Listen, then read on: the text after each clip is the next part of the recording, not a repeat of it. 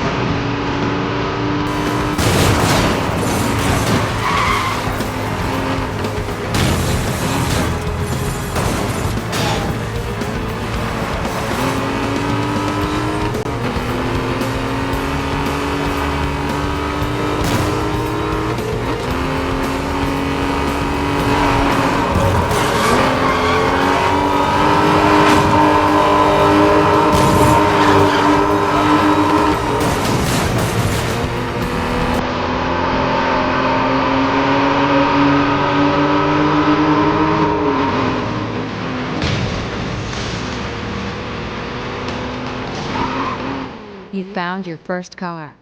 There are many out there waiting for you. Just look for the vehicles with badges above them. Hit the button to switch.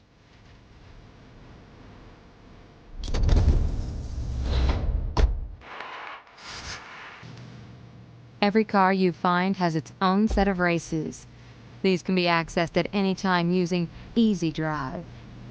Choose Set Destination to find your first race.